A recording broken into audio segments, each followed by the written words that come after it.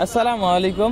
বর্তমান সময়ে অ্যান্ড্রয়েড মোবাইলে জিমেল কতটা গুরুত্বপূর্ণ আমরা সকলেই জানি, কারণ জিমেলে রয়েছে Google photo, Google drive, contact ইত্যাদি এছাড়াও অনেক সুবিধা। আপনার জিমেল অন্য কেউ ব্যবহার করছে কিনা বা ব্যবহার করলে সেটাকে কিভাবে রিমুভ করবেন সেটিই থাকছে মূলত এই ভিডিওতে। তো চলুন কথা না বাড়িয়ে মূল প্রসেসটি শুরু করা যাক। মূল প্রসেসটি শুরু করার আগে বরাবরের মতো এবারও বলবো, আমার চ্যানেলে যারা নতুন রয়েছেন চ্যানেলটি সাবস্ক্রাইব করে রাখতে পারেন এবং ভিডিওটি ভালো লাগলে একটি লাইক করতে ভুলবেন না। প্রথমে আপনাকে আপনার মোবাইলে থাকা সেটিংসটি ওপেন করতে হবে। সেটিংসটি ওপেন করার পর একটু স্ক্রল করে নিচে গিয়ে গুগল নামে একটি অপশন পেয়ে যাবেন, এখানে ট্যাপ করব।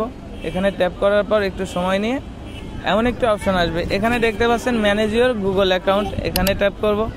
এখানে ট্যাপ করলে ঠিক এমন একটি পেজ আপনার সামনে ওপেন হবে। এখানে দেখতে পাচ্ছেন personal info, data and security এবং পাশে রয়েছে সিকিউরিটি, এখানে ট্যাপ করব। এখান থেকে একটু স্ক্রল করে নিচে দেখতে পাচ্ছেন ইওর ডিভাইসেস, তার নিচে দেখতে পাচ্ছেন ম্যানেজ অল ডিভাইস, এখানে ট্যাপ করব। এখানে ট্যাপ করার পর এখানে দেখতে পাচ্ছেন আমার জিমেলটা মোট কতগুলো ডিভাইসে কানেক্ট রয়েছে।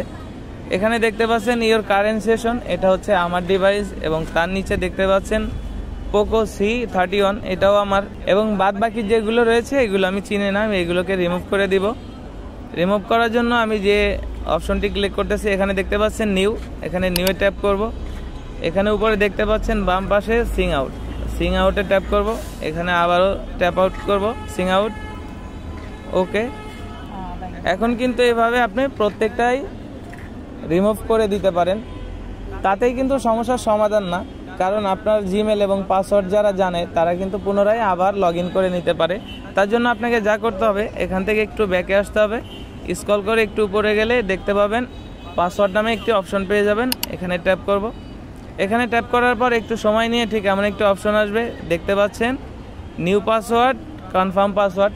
প্রথমে এখানে আপনার কারেন্ট পাসওয়ার্ডটি দিয়ে নিতে হবে, তারপরে এরকম অপশন আসবে, তখন এখানে আপনি আপনার জিমেলে একটা ভালো হার্ড পাসওয়ার্ড এবং তার নিচেই কনফার্ম নিউ পাসওয়ার্ড একইটা দিয়ে তার নিচে দেখতে পাচ্ছেন চেঞ্জ পাসওয়ার্ড, ওকে দিয়ে দিলেই আপনার জিমেলটি সিকিউরিটি এবং নিরাপদে থাকবে।